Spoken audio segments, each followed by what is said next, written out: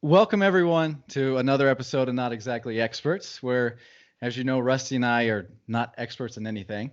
But we have a special guest today who is an expert in his trade. He's an Emmy Award-winning journalist and the co-founder of Let It Fly Media, Andrew Carter. Andrew, welcome to the show, man. What's going on, guys? Thanks for having me. I'm really excited, and I think what you guys got going is really cool. And honestly, if you keep this up, I think there's gonna be a lot of people in Kansas City definitely taking notice of what you're doing. So I can't wait to go through this episode and post it and give you guys the pub because I really like what you guys are doing. Well, yes, thank you for obviously taking the time to come on the show and obviously your busy schedule. So we appreciate the shout out and the help, and of course coming on tonight to chat with a couple nobodies. We'll see if that's the case in a year, right? There you go. That's the goal. So, as I mentioned kind of in your intro, let's start off and just kind of tell us a little bit about Let It Fly Media. Yeah, man, it's been a roller coaster. So the company was started 2 years ago. I was at KCTV5 as the weekend sports anchor for roughly a year and 3 months or so. I had a 2-year contract, and to be completely honest, I thought I was going to be in TV my entire life, and I thought I was going to be a sports broadcaster forever. So a lot of things happened. The dominoes fell, and ultimately entrepreneurship was on my heart and go after it. And I felt like the skill set that I had in TV, from the storytelling to the producing to the shooting to being able to communicate, really lent itself to the private media space. The big change for me was seeing ESPN lay off, a lot of talent and people cable cutting. And it really dawned on me that I'm in the exact industry that I should be in, but 20 years ago. And I didn't want to find myself in a situation when I was more settled down and I'm in an industry that's dying, and then I need to go find a job when I'm 40 and I'm only skilled in one thing. So it was actually a really tough Band-Aid to pull off because I loved what I was doing and it was a blast. But I can honestly tell you what we are doing now is the most fulfilling and 10 times more fun than I ever had covering games live on a field, which is crazy to think about. It's cool because I mean, just looking at your Twitter and stuff, I mean, you guys go and get to visit some pretty cool places, and I know we'll get into some of these, but being able to see some of the people you guys are seeing and interview some of the athletes that you guys are being able to interview, it looks like you're having a freaking blast. We are having a blast. And honestly, like, I think the thing for us, and for those that don't know, we're really trying to create a content agency that's authentic and real. Like, we have the journalism background. We're not PR firms for these people. Now, some of the stuff comes out and it is PR because, look, they look cool, it's good for their image, all that stuff. But our goal isn't to fix or completely elevate like brand images for all these people. We're just giving the bridge and the access to fans through these people, because I always felt there was a shortage of communication between players and fans, players and brands. It's always been these big sponsorship deals that really only go to the top 2% in every sport. There's a 98% of guys don't get any of that stuff. They get no coverage, but they all have a voice. And a lot of people just want to hear from it. So on the athlete side, we're really trying to bridge the gap and be someone trustworthy for them because, look, we were professionals in the past. We're not just like fans coming in like, yo, I just want to hang out with you. No, we can professionally do this. And we also know how to produce it in a way that appeals to audiences. So we're really just trying to take content to the next level and kind of spin the whole entire thing on its head in the way it's been going for the last 20 years. So a couple of things that you have done recently. We noticed there's a few videos that you guys just released, which I'm guessing you're pretty excited about, and they're awesome. Yeah. The one on Tyreek Hill, the promo video you did. So just walk us through that experience. So funny thing about Tyreek, there's a lot of layers to that, obviously. But the first one is I actually, before Kansas City, I was the anchor in Tulsa, Oklahoma. So I actually covered him in high school, when he was in college at Oklahoma State. We didn't know each other, but I was in locker rooms and I interviewed him. And so when he got to Kansas City and I was covering the Chiefs at the time, it was just kind of like, man, someone that I covered back in the day kind of came full circle. So I've always been connected to Tyreek, but it really wasn't that. It was more, we have our creative director on our team used to work for the Chiefs, and he's built relationships with these guys. And now he's able to tap into those relationships outside of the playing field and tell their stories. And the Tyreek thing was just super cool because ultimately, when his contract extension was signed, we're like, man, just get out there, tell fans you're thankful. Like, is that even something that you'd want to do? And he's like, yeah, absolutely. And he's gone through a lot, and it was a risk for us. We know there's an image there with Tyreek and all these things, but we just felt like we're turning the camera on and letting him talk. And I thought what came out of it was honestly beautiful. It was amazing because you could tell that was authentic from him. Yeah, it seemed very genuine. Yeah. That's what I love about it. I saw somebody who said something about, oh, you should have edited out that part where he called them the Clarks. And I was like, no, man, that's authentic. It was cool. It came straight from him. Cool. And that's exactly what I'm talking about. We don't want people to think that we're necessarily a PR firm. Like, I can't get away from the fact that some stuff we do is, but we're also not going to be the types that are going to completely edit or over edit or change everything just because we want it to be something. In the end, I think that was a good decision, right? Like, okay, Tyreek messed it up, whatever, it doesn't matter. And like, it's an easy thing to mess up. It's happened before. Dwayne Bowe did it. So in that aspect, it's like, okay, so he was being real here. This isn't like made up. This wasn't fake, because it kind of proved that. So it got, I mean, it's been out for what, 10 days now, I think, and it has nearly 130,000 views. So obviously pretty successful video. Over and 500,000. It's up to 500,000 now. Maybe I'm looking at a different thread. So yeah. Yeah. So on his so that has Twitter, to be super like exciting. 500. Yeah, it's been crazy. I mean, because he did YouTube and Twitter.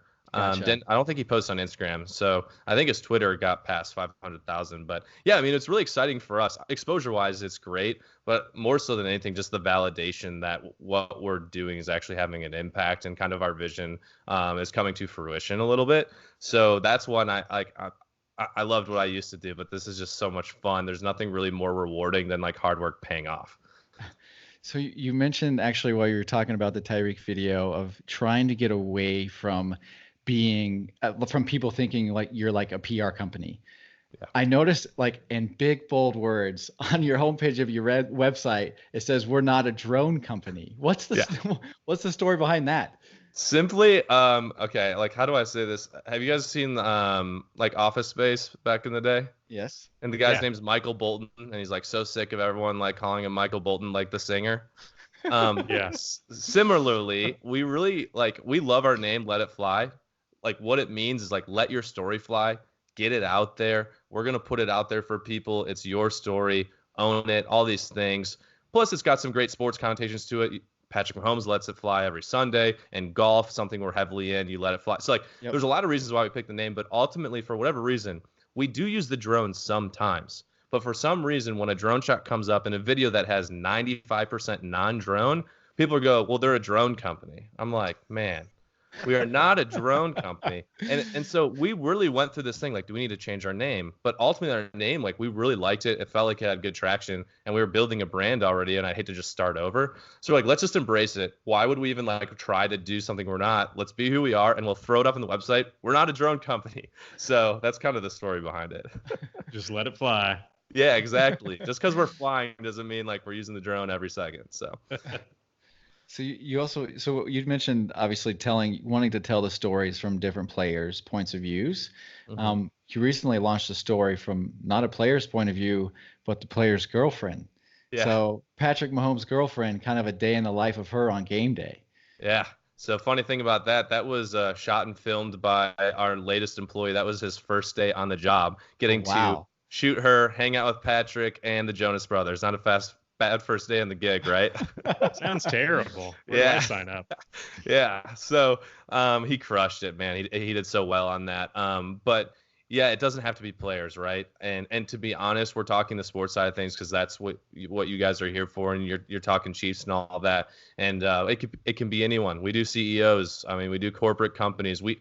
We're really good at sports and entertainment. A lot of us have that background, and we're always going to be really strong in that field. But bottom line, content is king. The reason you guys are podcasting right now is because we have the internet and we can get things out there, and everyone has a voice. And so it doesn't have to be players. Like, I mean, Brittany's story is incredible. How many girls sit in Kansas City wondering what the heck Pat Mahomes' girlfriend is doing on game day? And if they didn't think about it, now they're like, wow, I'm glad I know that. So it's just, if people are willing to put themselves out there, which is a hard thing, it's not for everyone.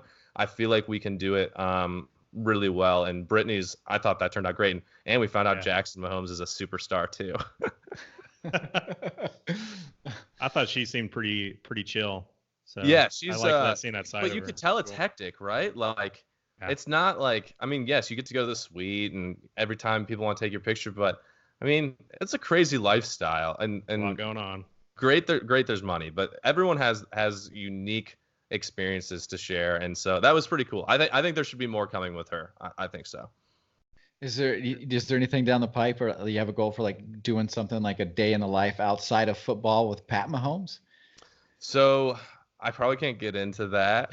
Um, Fair I enough. really, I when it comes to Patrick, it's obviously a whole different level. Yeah. Um, but I would say by doing something with Brittany and they liked the product, we have a pretty good chance of some cool stuff coming up. It would be interesting because I know that obviously, he's new for Kansas City. I mean, he's like all over Kansas City. I swear like 1 in 3 people are wearing his jersey. Uh, Right. and the thing that's so cool about him is he is just seems so down to earth, so chill, so laid back. Yes, sir. Yes, ma'am. Like, just what better quarterback could we have gotten for the program? He's like the most Midwestern person ever, right? Like, I mean, he's just yeah. I think you're completely right. He does it all the right way. We all know the like history of the family he grew up in, so I think from the very like early onset when they knew he was gonna be a star, probably some good training in there. But you also like you can be trained all you want on how to handle the media and people, but you can only fake it so much, right? So I think it's cool that we've seen now for a couple of years that that's really who he is. He's just a good dude. Yeah, yeah. So I'm curious, kind of switching topics a little bit for a minute, from football to golf. Like you seem to be big into golf. Yeah. It looks like you guys went down in 2018 to the 100th PGA over in St. Louis, made some stuff there, and now you've it looks like you've landed a deal with the PGA. Yeah, that was How'd you manage that one? so that was kind of our big break. Like I say, like the only reason this Chief stuff is coming out is because of the PGA. Like, companies we had to say yes, yes, yes, yes, yes to everything because we're just trying to get our brand out there, and that's what you got to do.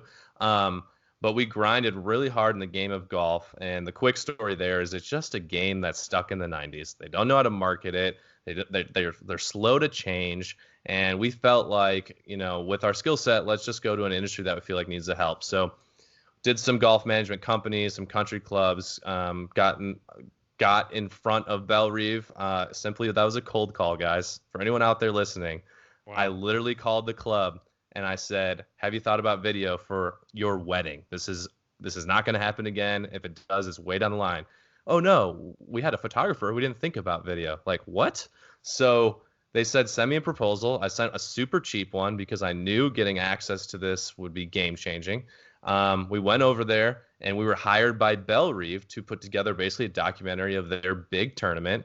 And guess what? We're at the PGA Championship, and who took notice of what we were doing? The PGA. We got in front of the right person's eyes. We sent him the footage afterwards and said it was great, like meeting you. If any of this stuff interests you down the road, let us know. 2 months later, got a random phone call, and they wanted us to be the content team for Harding Park in San Francisco next year. That's so like awesome. and I think every successful business, or like I don't even want to say successful yet because we're so young, but like any business that has momentum has stories like that, and for us that was our big break. So golf to us means a lot, and we're gonna try to stay in that industry a lot. And What by did the way, you party ran. look like? What did the party look like after that phone call? It was pretty insane. It was just me and my co-founder Ben at the time. Like, guys, we were working out of our house. Like, we got a call from the PGA. We don't even have office space. We only have 2 people, and they want us to be the content team for Harding Park. And so, yeah, we're like freaking out. This is amazing. We did chug a beer. I'll be honest about that. But and then it's like, well, how are we gonna pull this off? So it was kind of the fuel to put in motion of, okay, how can I go find some talent? Let's find Billy Quash, the most badass person in this freaking city. And then let's make him our creative director and let's build a team. And that's how we got Tom Martin from KCTV5. And so it's like the PGA was the lifeblood that allowed us to explode. And everything since that is just kind of built off of it. So it's pretty crazy. Speaking of Tom, Yeah. I have to say this. Okay. Follow Tom on Twitter, have for a while. Listen, before you hired Tom, you clearly had the best hairdo on your entire team. I know. Bro, Dude. he's Dude. got it now. I know, like I've got the very simple. I've been rocking like I think this like what I'm doing right now is great in like 2010 to 2013, and I just haven't like switched it up. It's like not the full spike, but it's just kind of like up front.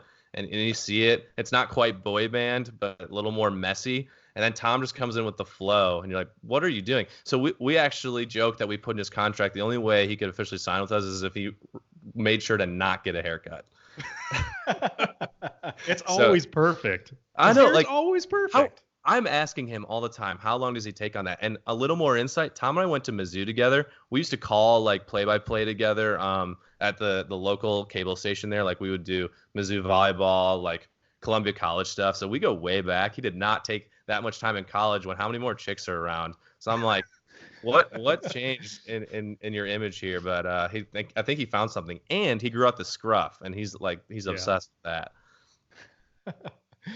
He's good at what he does. I like Tom. Yeah. No, he's a great addition to the team and a hell of a storyteller. And that's kind of what we're trying to do. Just like, we need people good at the camera. We need people that kind of know the ins and outs, and we need people that can tell stories. And if we just put the right people in position, I think we can do some cool things. And ultimately, I just hope Kansas City enjoys what we put out there. They do. It certainly looks like it. I mean, it's a different perspective. It's a different look. It's just like a different angle. I don't know how to explain it. I mean, for those listening, like, go check these guys out. Let It Fly Media. They're putting out some really cool content. We appreciate that, guys. So first, before we stop on the PGA thing, I want to know, I saw some Twitter pictures. Was that the actual Wanamaker trophy that you're holding? Yes. Holy moly. So when we went to San Francisco to do our initial shoot, part of it was having to create some content and material from the Wanamaker around San Francisco. So I kid you not, we go from not having Bellerive to having Bellerive to getting to the PGA to being in San Francisco, driving around the city with the Wanamaker in our trunk and no one else. It was me. It was me and Ben, the two co-founders, driving around San Francisco with a huge Wanamaker in our trunk. Now there massive. Was huge. It's massive. For those that don't know, I think it's like 2.5 feet tall, weighs like 30 pounds. Super heavy. I think it's heavier than the Stanley Cup, or it's close. Wow. What's crazy was we did have like a staffer with us. Shout out to Chase. He's awesome and our boy. And like he was with us for most of the day because he had to wear the gloves to get out of the van, and it was a skeptical every time we got it out. Everyone's like, what is that? Amazingly, everyone's like, is that the Stanley Cup? Like that's like the one trophy everyone thinks of. So anyways, but when we were done with the shoot, he like birded home the most San Francisco thing ever, getting on a scooter and like going 20 miles on a scooter. And we still had the thing. He's like, do you guys mind just holding it overnight? Because I know you have to take it to the golf course the next morning. So we drove from the Golden Gate Bridge to 20 minutes away to like where we were staying. And then we brought it to the course the next day and did more stuff with it. But we had it in our possession for like 24 hours. That's insane. What's the scene like when you guys pull up and like you pop your trunk? Are you kind of just like looking around like, yeah, it's got to be the weirdest thing. Like, oh, I'm just pulling out the Wanamaker trophy out of my trunk. You know what? It's the weirdest thing because I grew up loving golf and I watched every major religiously. I still to this day. And I've seen guys hold that up and you'd almost feel like you don't deserve it, right? It's just like, how do I have this? And whose life am I living right now? So like from that part alone, it was really cool. But then at the same time, you're like, okay, well, I'm working. So let's go put this out. The cool thing was for other people too. Like there was a street singer that was singing to like 5 people. And we put it like right next to him to get some cool shots of like the Wanamaker in a street vibe. And like just to see them like, oh my gosh, all of a sudden my little concert to these 5 people has the Wanamaker next to me was like, it was just cool to kind of the people we came across in that day. What are the odds that they got to see the Wanamaker that day, right? And we let people hold it. We took pictures with it. We wanted the excitement to be there. So that part was really fun too. Pretty sweet. Yeah, and it's heavy. My arms were tired. I bet. Well, I got a question off of golf, but I just know, obviously, following you, huge sports fan, right? Oh, we massive. love sports. Everybody loves sports, right? It's great.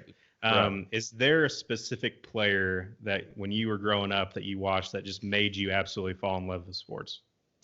Oh, man. Specific player. So it's weird because I grew up, I played baseball and basketball, and I loved all the Chicago teams because I'm from the area.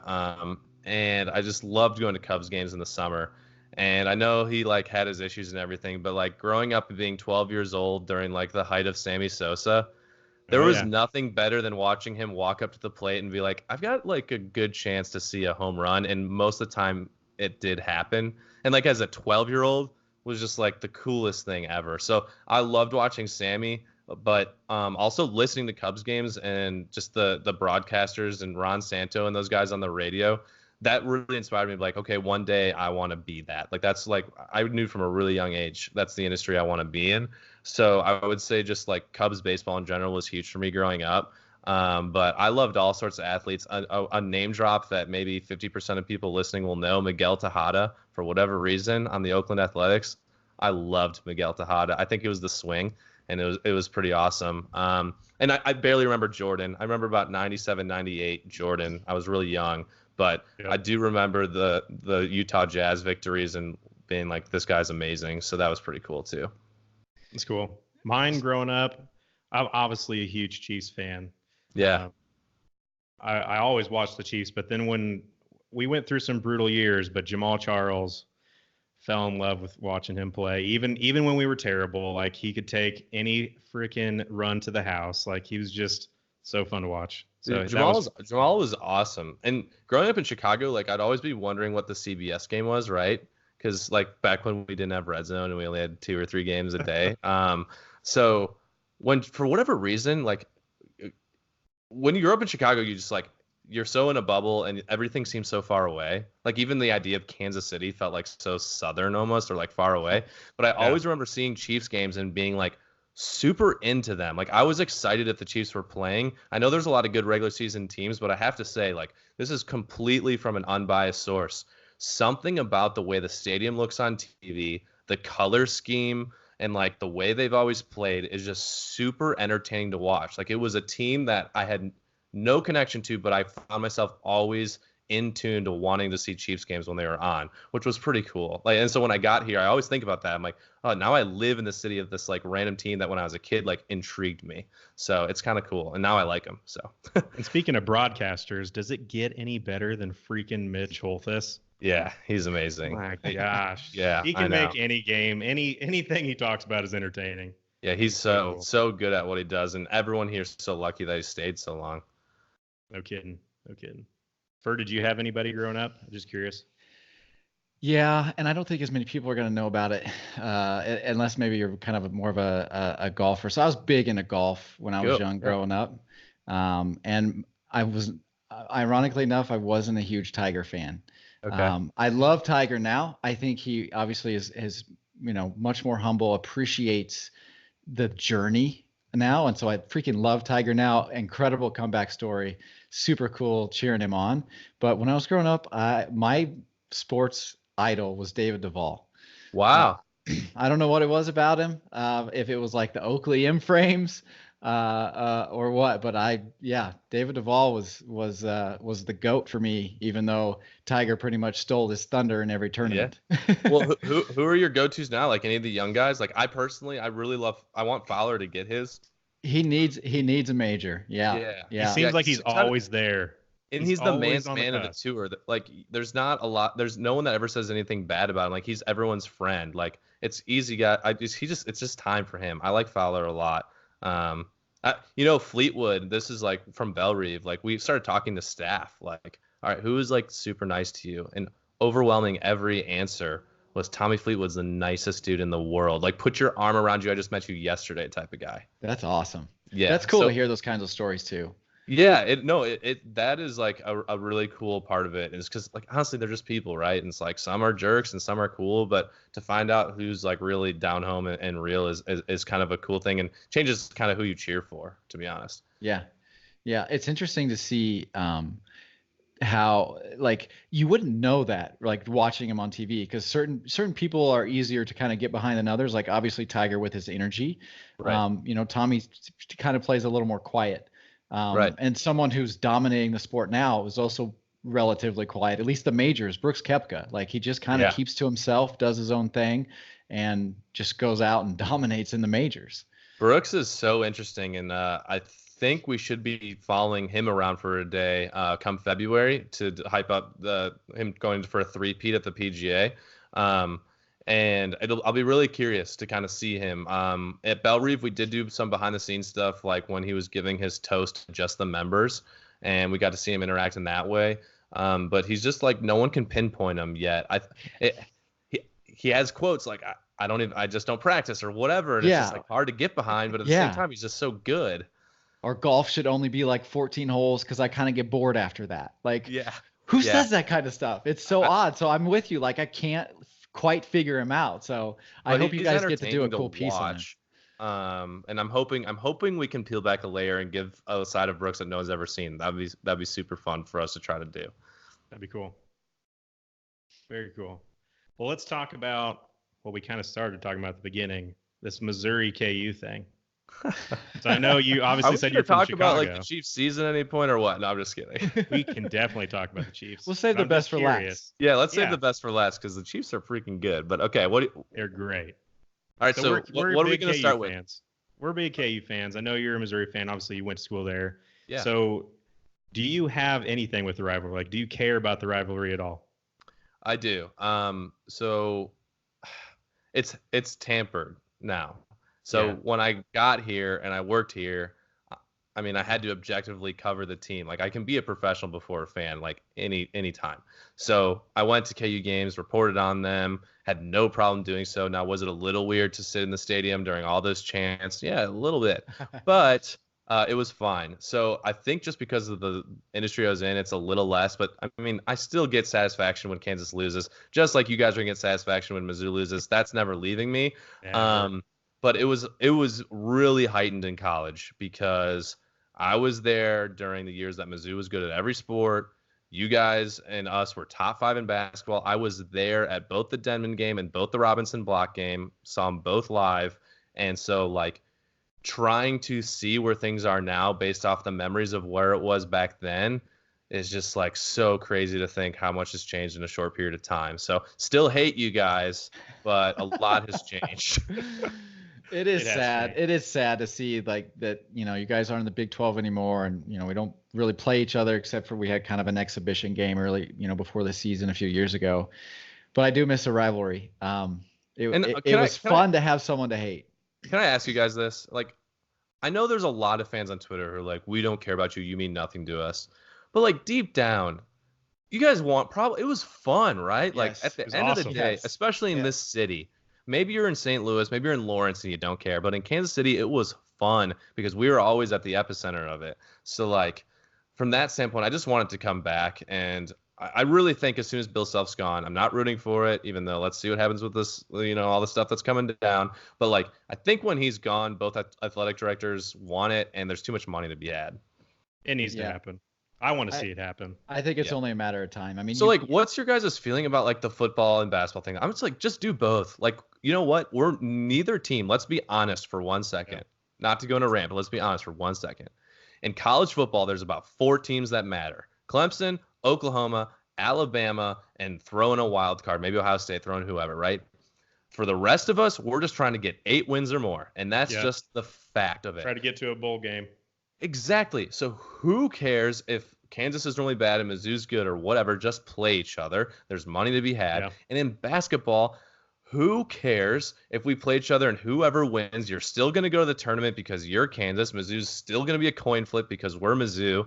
Just like put everything aside. It doesn't matter who's good or bad at either sport. It's better for both schools, and I think they should just do both again. And like, if you want to up your game in football, play Mizzou every year. If we want to up our game in basketball, play like. I just don't get those arguments. That's my feeling about it. What's funny to me too is like in basketball, they do the Big 12 SEC Challenge in the middle of conference play, and we have yet to even come close to playing Missouri. I'm like, are they just staying away from that on purpose? It does feel like that would be gold. It'd be amazing. Yeah, it's so political. And they always, as you've seen, there's been projections that like only like Mizzou's basketball, man, it's been rough because of the Porter stuff. But like the few years that they've been in the tournament with you guys, they always are on opposite sides of the bracket. Like, they don't even mess with it. I really think there's something political going on there.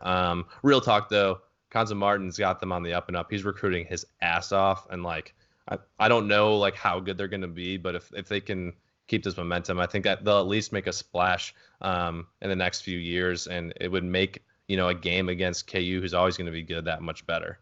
That'd be cool. So if we played each other, what's your preference? Do you want to do something like meet in the middle at the Sprint Center, or would you prefer to alternate every other year for a home game? Gosh, man, I think for sheer entertainment value, I'd like to alternate home and home. But I like agree. selfishly, like to go see each one, and probably I'd say Sprint Center. But for the fun of the rivalry, I mean, if they could alternate, that would be awesome. Yeah, sure. Well, let's talk Chiefs. You want to talk Chiefs? I want to talk Chiefs. Yes, they're pretty good this year, right? I hear. Yeah, they're pretty exciting. So let's start with the man that's obviously running it all with Patrick Mahomes. Yeah. All I heard all offseason was it's going to be a regression. There's no way Patty can do it again. He's not going to throw that many touchdowns. He's not going to throw that many yards. He's going to probably be a lot worse. And all he's done is come out this year and just kill it and prove everybody wrong. Like, did you ever think you'd see something like this so early in somebody's career? No, I mean, I remember Jordan when I was 7 years old, and I remember Jordan when I was 8 years old. I think we all need to like soak it in. I don't want to get like over the top hot take that he's Jordan, but like we need to start considering that we're seeing something we've never seen before, and to soak in every single second of it, because it is already generational, and it might be legendary. So from that standpoint, I think it's easy to say regression, right? Because he was so good. The easy answer is he can't do it again, and now he's doing it better. So, I mean, the world's on notice now. It's insane. I thought that maybe and it's still obviously early, but if the trend continues, I figured, okay, the teams have seen him once. They're better prepared. Like he kind of caught everyone off guard. Right. No, not the case. Like he's still catching everyone off guard. So, I mean, let's dissect this a little bit. Clearly, the arm talent's there. His vision's incredible. He's smart, right? But like, I feel like there's been quarterbacks that are that good, or like maybe a step below, but like elite, right? But lines can be bad, or their offensive coach doesn't have the best playbook. I think what Patrick really has going for him is if you put him in a room of all the all-time quarterbacks, he's in the top 5% right away. But Andy Reid, who's done a lot with some quarterbacks, McNabb and all these guys, he's untapped now, right? He was always really skilled, and now he gets to go crazy with this toy, and that alone has allowed Mahomes to shine. And on top of that, let's be honest, the line's been great. Do you ever have a game watching, you're like, man, Pat needs to, like, he's just on the ground too much? I think the first game of the year this year, actually, I kind of was feeling that way, but it's been better since. But it's very rare. So all that combined, the Chiefs have something insane, and they have to capitalize. It's Lombardi needs to come to the city like now. Has to. I just envision Andy Reid sitting at home every night and drawing up plays and just laughing, because everything he puts on the field works. Like it's just they're doing some crazy stuff. They're doing some crazy stuff out there, and it's really, really cool. Were you at the game? I've not actually been to a game this year. We've been traveling a good amount, but I've been able to at least catch all the games, watch them or highlights and stuff. So I think I'll start going to games more, because actually, my wife, Lindsay Anderson, who's the morning meteorologist on Action 41 News, they just became home of the Chiefs, and she'll be the in-stadium meteorologist now, which she'll be giving all the weather updates during the game, which is big for the Carter family. So I'm hoping to go to some more games, because I think she's gonna be like not stuck out there on Sundays, but she'll be out there for a while. So I think that'll help me get out there more. Cool. Yeah, Patrick's just the only downside I can see with Patrick Mahomes is he makes it so unfun to watch the rest of the NFL. Like if I'm watching a game that doesn't have Patrick Mahomes, I'm just like, this almost sucks. Don't even get me started on my Bears, bro. Like, oh my god, I have to watch Mahomes every week, and they're my AFC team now, right? Like I can have an AFC team. They don't really infringe on the Bears, so I like the Chiefs. But like, man, going watching Mahomes play, and then I got to watch Mitchell try to throw the ball left. It's like, it's tough. It's like Madden versus the NFL. Is like the Chiefs. Like they just do stuff that you can't do in real life, and it's so funny. The field's so easy. It's like it almost feels like the only time we run running plays is so our receivers can just get a fresh breath of air, because then he's letting it fly. There you go. Did you guys ever watch games growing up? Like maybe it's the Cardinals back in the day, where there's just always like magic. You're like just pissed off because like no matter what they do, they figure it out. Or like the Packers for a long time had this like fairy dust where like Rodgers, you're like, all right, who's the new receiver? And he's just like hooking up with them and like, let's go pick him up on this fantasy squad. Yeah. That's the Chiefs right now. Like Tyreek goes down and you're a little worried, like, okay, what's the offense gonna look like? Well, Demarcus Robinson looks like wide receiver one out of nowhere. Hardman's getting huge catches. It's like they have that whatever that team you've watched growing up and you said, I want my team to be that, for the first time in like maybe Kansas City history, it's them, It's pretty cool. Hopefully we have a good game plan for the Patriots this year. Yes, I think the defense has slightly improved. You just never know with Belichick. Until you beat him, you're just scared. Yeah, can they get past him?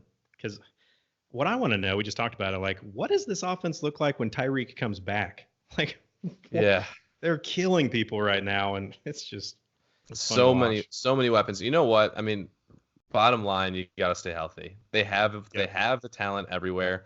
Defense is just good enough. Maybe they'll slowly improve.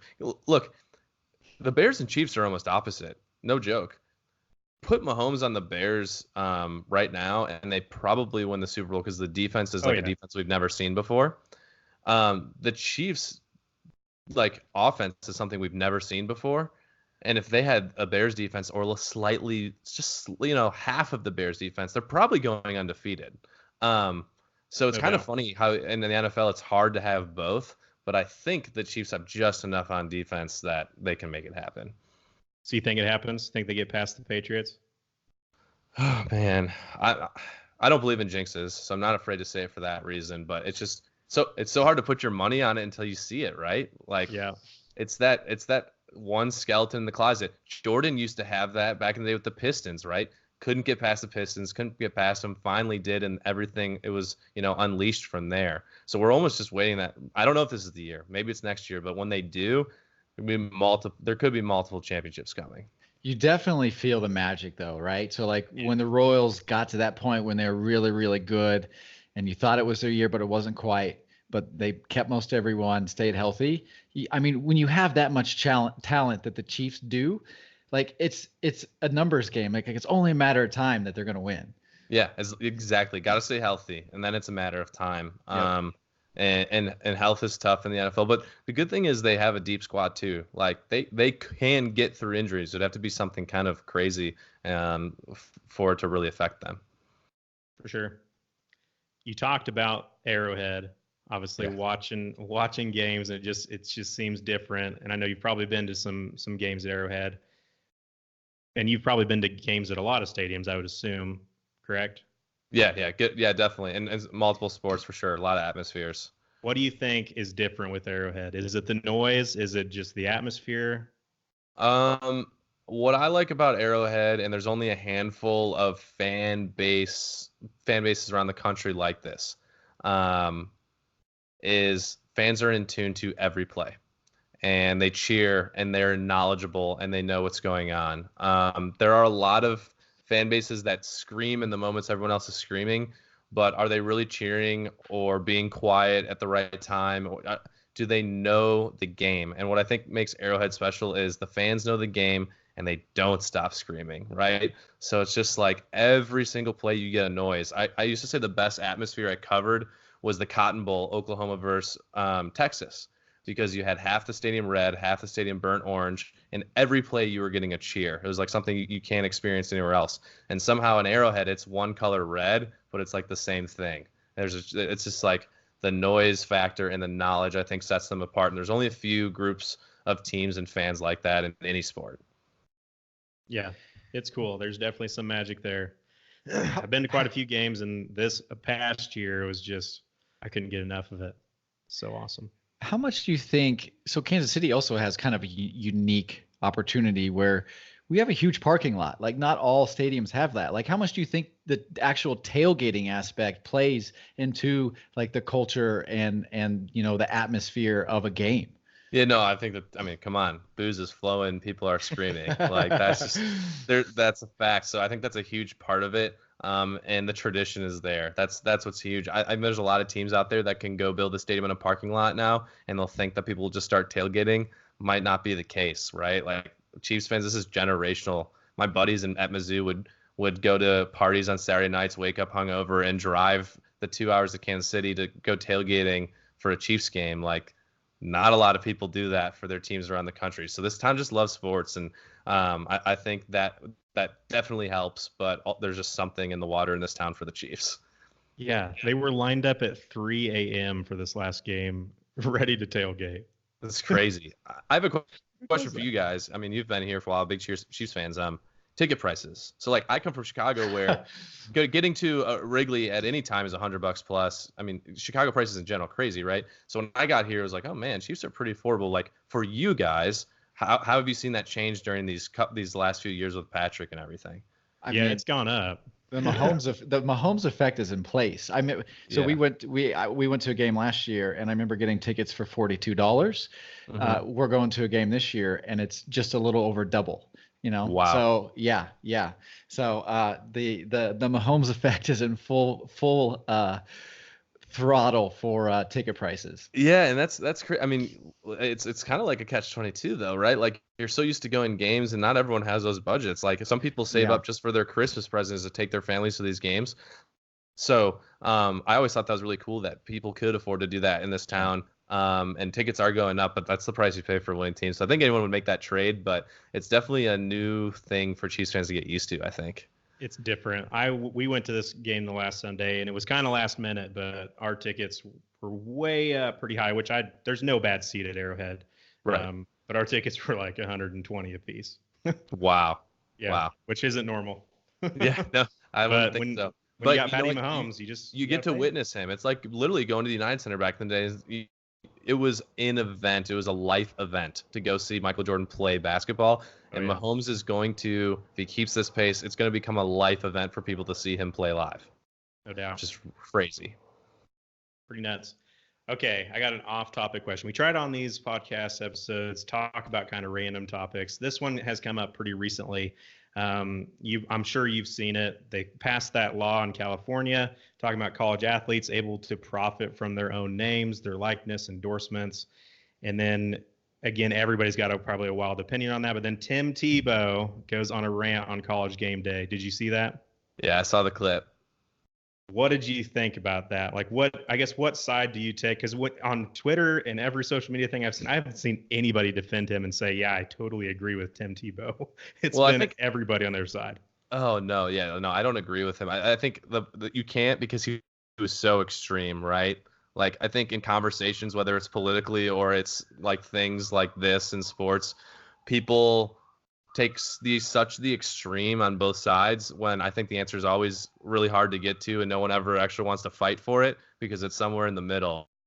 And the college athlete thing is really tough. Like, there's enough money to go around that these guys should be getting paid, but there's also a precedent here, and like, where stop. And my one thing that I say, great, they should be paid, but you know what? Have you seen high school football stadiums around this country? They fill 5,000 to 15,000, or down in Texas, 20,000 plus a night, right? They're bringing in a lot of revenue for their schools.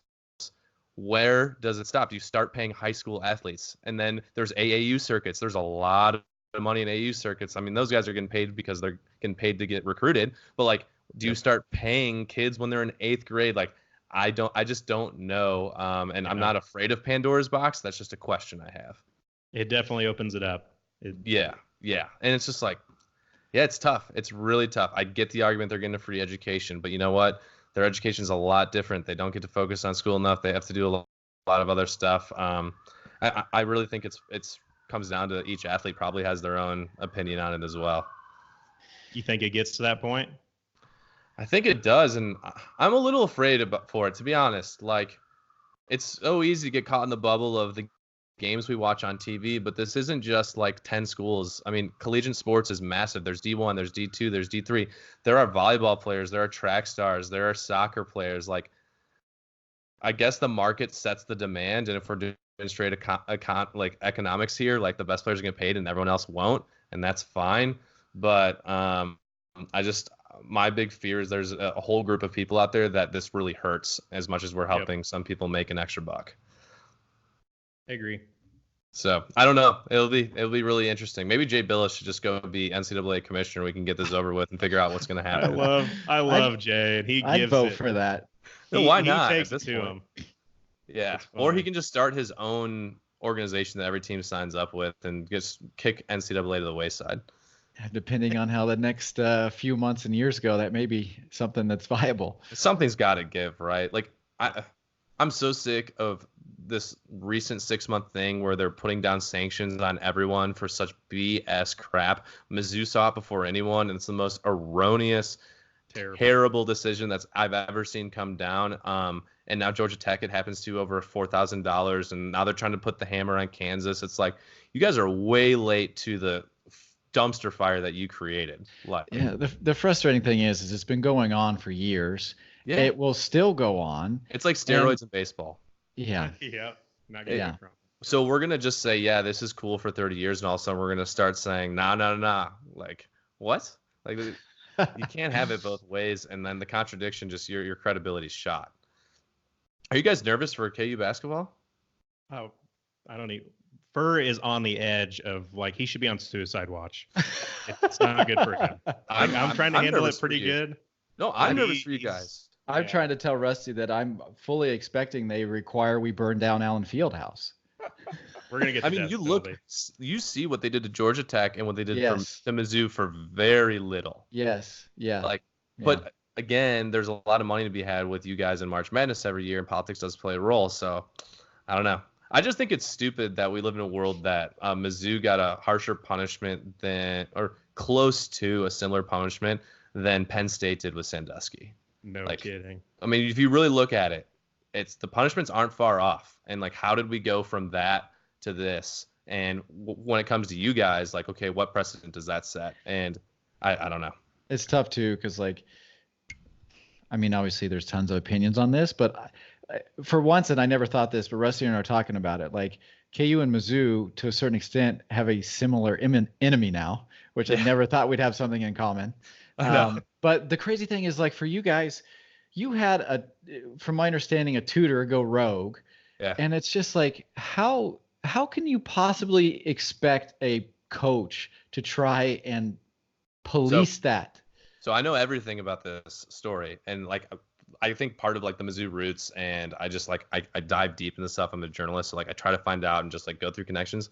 The crazy thing about it is, I think ultimately it is just such a bad look for the NCAA, because it was a rogue tutor, truly was. Then she tried to extort the athletes afterwards, which gets ignored all the time. But it was 5 athletes from 3 sports. This was not an athletic department head thing, like, go help our athletes, whatever. To the point of, the reason we know that is because it was self-reported. It was literally saying, oh my gosh, this girl cheated for 5 people. Like, we had no idea. She's not a tutor anymore. Our bad. Just like if we give a candy bar to a player or whatever else, we're going to let you know about it. And for them to come down with scholarships, postseason bans, fines, that just doesn't make any sense to me. Like, it doesn't make any sense. Bans on 3 sports. So it's like, that's where, as Mizzou fans, we see the KU stuff come down. And, okay, for those jerks out there, they're like, yeah, they're going to burn. Like, at this point, I do feel for you guys, because, like, I have no idea what the NCAA is going to do. When that article drops, I'm going to be reading it like a hawk, because I have no idea. It's gonna be bad. When that article drops, you might want to call me and make sure I'm okay. Dude, you should ask my wife how I was the day the Mizzou stuff came down over that tutor. That was probably the most frustrating and mad I've ever been over anything that really didn't matter in life. Like, I was fuming for 12 straight hours. It was ridiculous. So I'll be thinking about you if anything like that goes down. You're right. Even as KU fans, like, I remember reading that when that came out and just thinking, like, it's even Missouri. Like, this is wrong. Like, this makes zero sense. As much as I hate Mizzou, I'll be honest. Like, I literally, truly believe, like, you guys got screwed. Yeah, we got screwed. I mean, we'll see what happens in the appeal. I don't know. It would totally be Mizzou to like rattle off, because football's pretty good this year, to rattle off like 7 more straight wins, win the East, and like not be able to go to the SEC championship game. Yeah, it would be very Mizzou. Oh man, I didn't like to think about it. Yeah. Next topic. Yeah, next topic. Right. So a couple things we try to do at the end of most of our episodes is we do some like this or that's, just some random stuff. Got to pick one or the other type thing. So we got a couple of those for you. Let's start with a golf one. So if you could play a round of golf, casual golf, nothing competitive, with either Tiger Woods, John Daly, or Brooks Koepka, who you picking?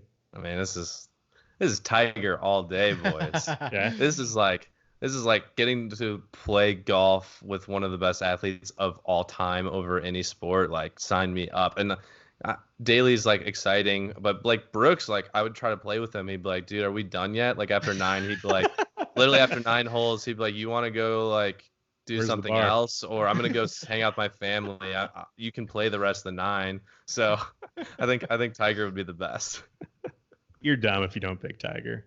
Yeah, He's just, No, again, generational. I'm a little nervous because I think you started me with a softball. So We got some good ones. Okay. I'm sure for you pick Tiger Woods too, don't you? Yeah. For that 3 for sure. Tiger Woods. what about you? Tiger all Okay. day. Okay. Yeah.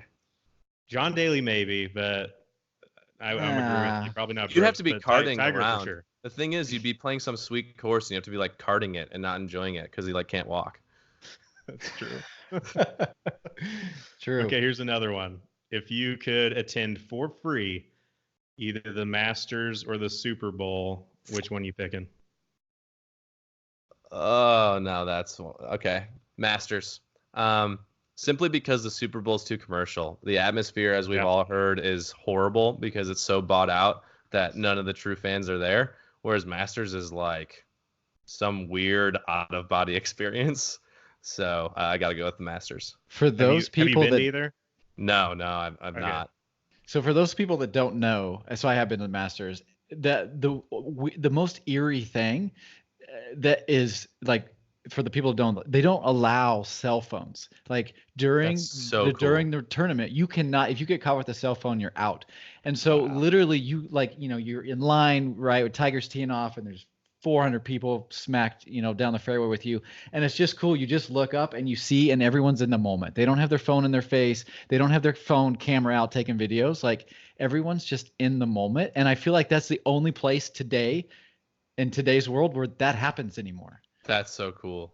You've sold me. That was the right answer then because that sounds awesome. That is really cool. But like, Yeah. I feel like if the Chiefs were in the Super Bowl, you guys would definitely pick that. Like, Well, I probably would.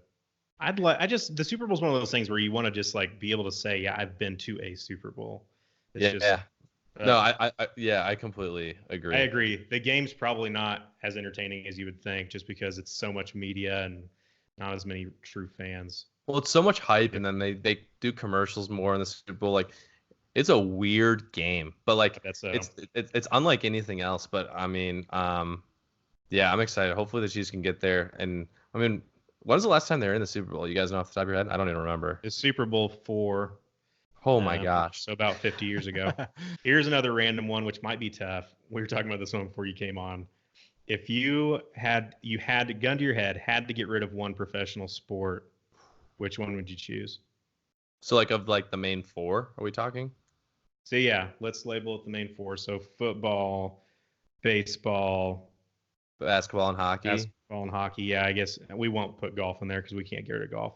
Yeah, no, and I don't think I would pick that. I don't think. Man, you're literally that's like the toughest question ever. I'm like the most cliche. Everyone asks me, "Oh, who's my favorite team?" Like, I love all my teams. It's whatever season are we in, right?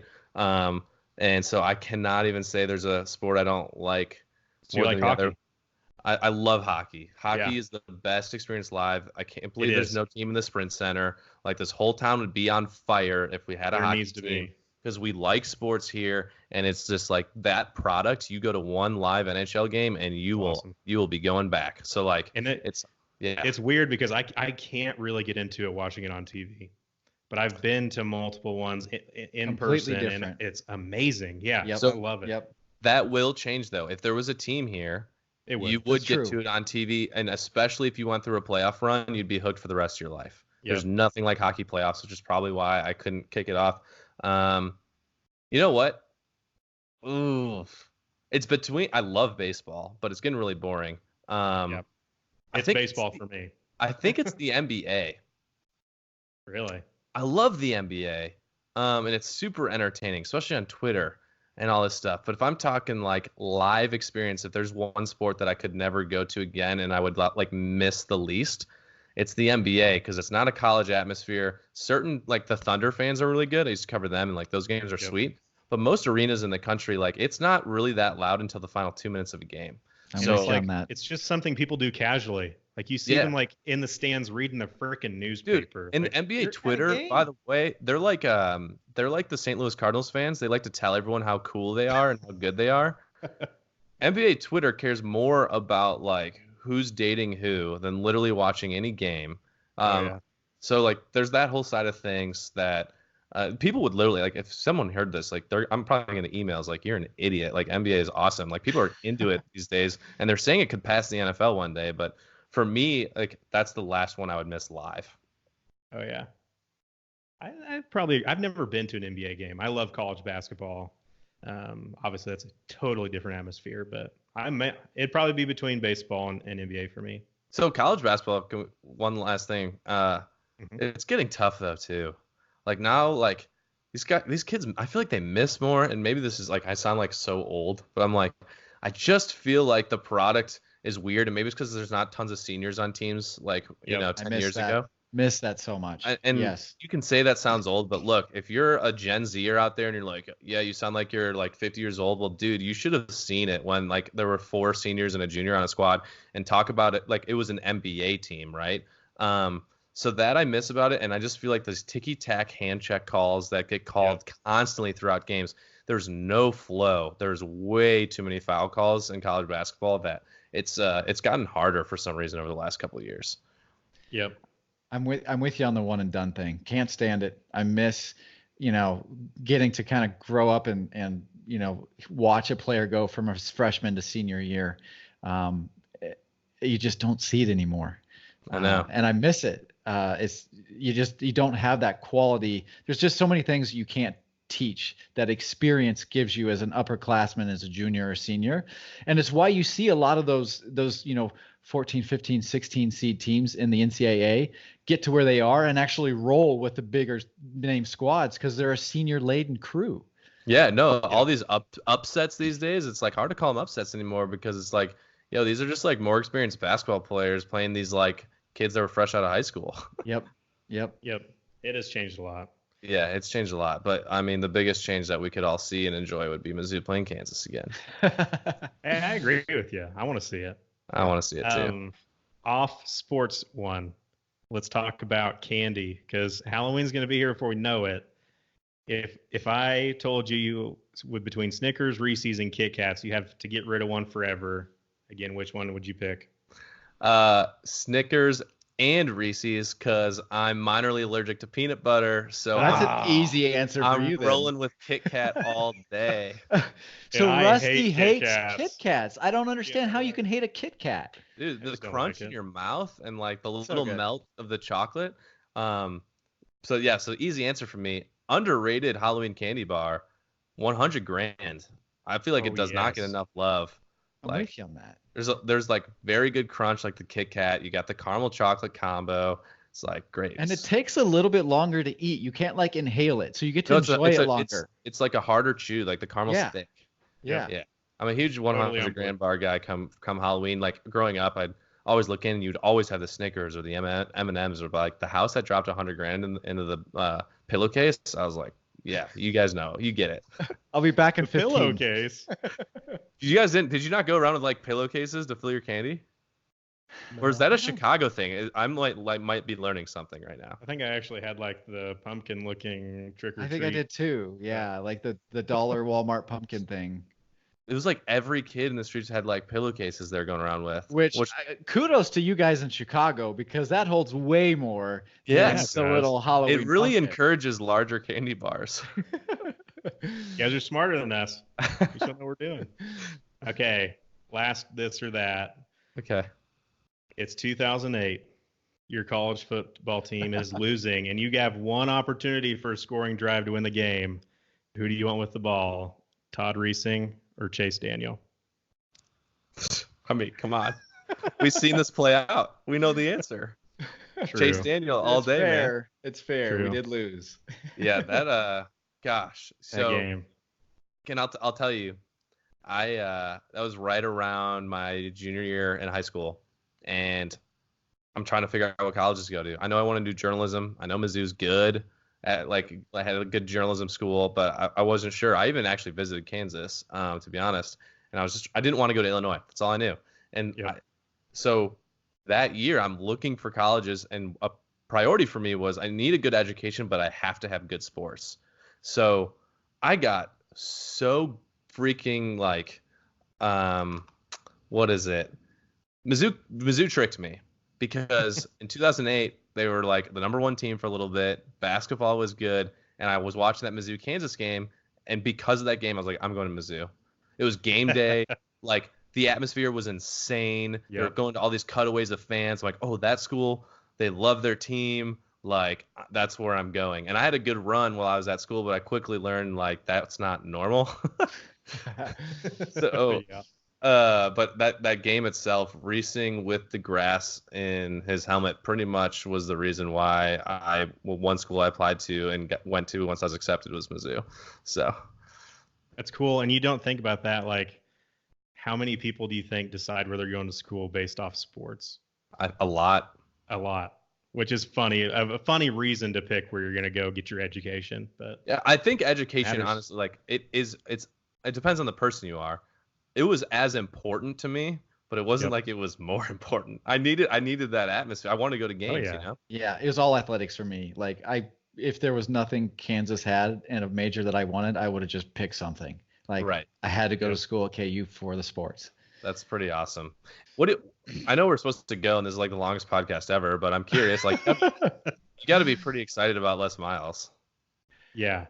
I mean, we've seen he's a good name, so hopefully we can start competing. Obviously, probably going to take a year or two to get the guys in that he wants and stuff. But what's the program they're doing, Rusty, that we were kind of watching? To Go. Yeah, the Miles to Go thing that they're putting on. Is it a ESPN Plus original or something? Yep.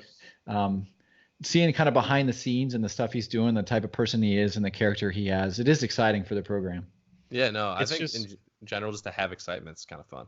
It is. The fans just don't want to get fooled again. I feel like we've gotten some okay hires. Charlie Weiss obviously definitely didn't work out, and everybody always gets excited, and then it just doesn't go as planned. But it's college football. Like you can't control that. You're a Midwest school that doesn't have the best high school talent at all. Where are you going to recruit? Like, how are you going to recruit? That is like the hardest thing. Like at least Mizzou has St. Louis kids, right? Like they're studs. So it's all recruiting, and it's just not easy being in the Midwest. Yeah. No. And any in-state kid goes to K-State. Yeah, they're clearly the better football program. It's tough, and it's probably one of the worst gigs out there. And like I just don't think Kansas football coaches a lot of things that people are. Illinois is worse. Could be. Yeah, that's fair. Yeah, Lovie Smith not working out over there. So. Probably not. Appreciate you coming on.